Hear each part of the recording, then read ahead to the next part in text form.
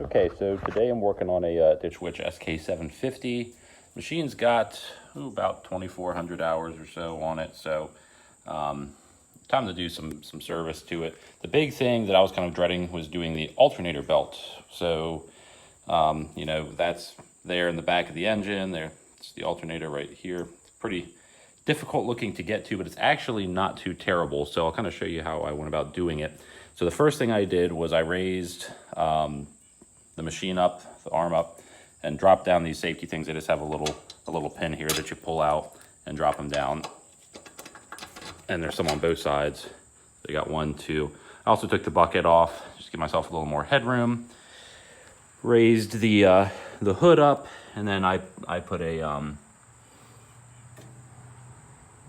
Phillips head bit in there because the factory one is locked open, and any one of these I've ever used, the factory one's always damaged in some extent. So I also took out the air filter assembly, which that's down here. It's a good opportunity to change that. I'm gonna do the pre and the main element for that.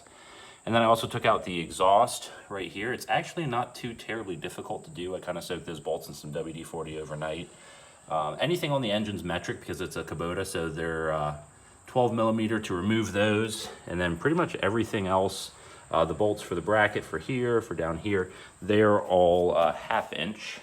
So you can see I just kind of put them all back in. So that's the heat shield for the exhaust itself. All very straightforward and very easy to remove. And a good chance to inspect stuff too.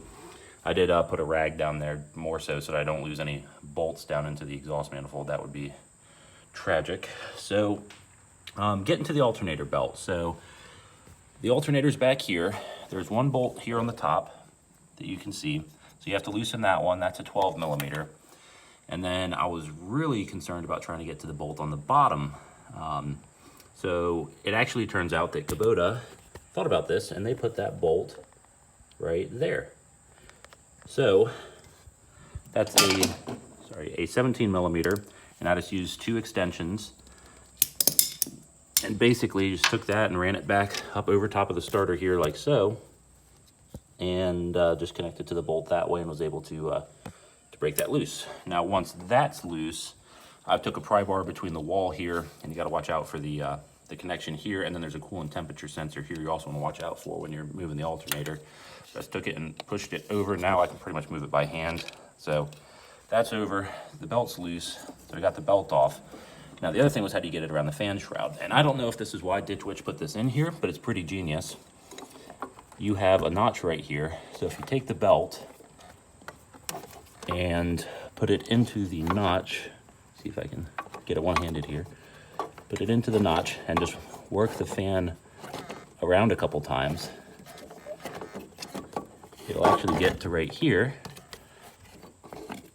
Oops, back it up. And you're able to pull the belt out. And that's it. I mean, you know, here I was thinking this was going to be a super difficult thing, but I actually put the belt back in for the video. I had it out already, but it's kind of the reverse. You feed it through the notch between a blade, and then just spin it, and then you're able to put it back onto the pulleys, tension it with the alternator, and then you're set. So, you know, it's also not a bad time to look at everything else on the machine. Now that everything's out, you got pretty good access to the oil filter, the fuel filter, the hydraulic filter.